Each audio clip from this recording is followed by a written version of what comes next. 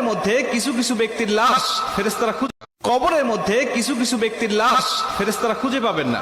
ফেরেশতারা কবরে আসবেন, আসার পরে দেখবেন যে কিছুক্ষণ আগে যে মাইয়াতকে দাফন করা হলো সে মাইয়াতের লাশ কবরের মধ্যে খুঁজে পাচ্ছেন না। আল্লাহ রাসূল সাল্লাল্লাহু আলাইহি সাল্লাম বলেন, বুখারীর বর্ণনায় আসছে যে মাইয়াতকে যখন দাফন করে আত্মীয় স্বজনরা চলে যায়, 40 কদম দূরে যাওয়ার পরেই তার কবরে ফেরেশতার আগমন হয়। দুইজন ফেরেশতা তার কবরে আসে। বুখারীর এক বর্ণনায় আসছে, আল্লাহ রাসূল সাল্লাল্লাহু আলাইহি সাল্লাম বলেন, আব্দু ইদা বুদিয়া ফি কবরিহি, যখন কোন বান্দাকে কবরের জগতে রাখা হয় তখন ওই বান্দাকে কবরে রেখে তার আত্মীয় স্বজন পাড়া প্রতিবেশীরা যখন চলে যায়, জুতার আওয়াজ এখনো শোনা যাচ্ছে কবর থেকে, তখনও ওই ফেরেশতারা তার কবরের মধ্যে উপস্থিত হয়ে যায়। ঠিক তখনই যখন কবরের মধ্যে ফেরেশতারা উপস্থিত হওয়ার পরে কিছু কিছু কবরে এসে দেখবেন যে কবরের মধ্যে লাশ খুঁজে পাওয়া যাচ্ছে না। ফেরেশতারা ডাক দিয়ে বলবেন, কি ব্যাপার? কিছুক্ষণ আগে একজন ব্যক্তির লাশ রাখা হলো, লাশটা গেল কোথায়? তারা তাকিয়ে দেখে যে বিশাল আকৃতির একটা পাখি কবরের মধ্যে শুয়ে আছে বা দাঁড়িয়ে আছে বা বসে আছে।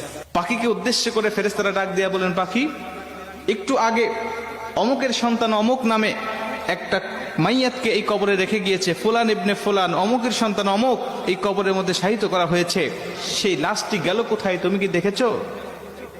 পাখিটি ডাক দিয়ে বলবেন, হ্যাঁ আমি দেখেছি। কোথায়? বললেন, সে আমার ডানার তলে ঘুমাচ্ছে, আরামের ঘুম, প্রশান্তির ঘুম দিয়েছে, আমি তাকে কবর থেকে জাগ্রত করব না। ইসরাফিল আলাইহিস সালাতু ওয়াস সালাম যখন সিংহায় ফুঁক দিবে তখন পর্যন্ত আমি তার পাহারাদার হিসাবে এখানে থাকবো, তাকে প্রশান্তির ঘুম দেওয়ার জন্য আমি এখানে তাকে পাহারা দিব।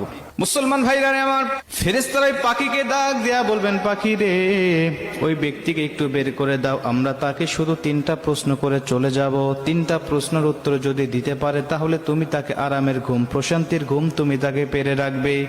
পাখিটি ডাক দেয়া বলেন, না, আমি তাকে বের করে দিব না, আমি তাকে বের হতে দেব না, আমি তাকে ডাক দিতে পারবো না। খবরদার, তোমরাও উচ্চস্বরে কথা বলবে না।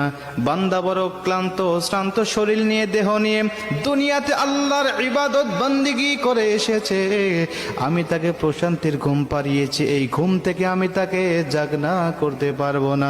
জোরে কোন সুবহানাল্লাহ। আমি তাকে জাগনা করতে পারবো না ঘুম থেকে।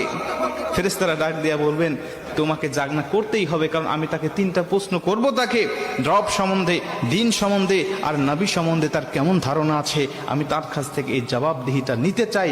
তারপরে তুমি তাকে আরামের ঘুম, প্রশান্তির ঘুম তুমি তাকে পারাবে, যদি সে উত্তরগুলো দিতে পারে। আর যদি না দিতে পারে তাহলে তার কবরটা হবে জাহান্নাম, জাহান্নামের গর্ত, তাকে জাহান্নামের বিভিন্ন আযাবগুলো ভক্ষণ করতে হবে। মুসলমান ভাইরা আমার, পাখিটি সঙ্গে সঙ্গে ডাক দিয়া বলেন, ফেরেশতা, তুমি জানো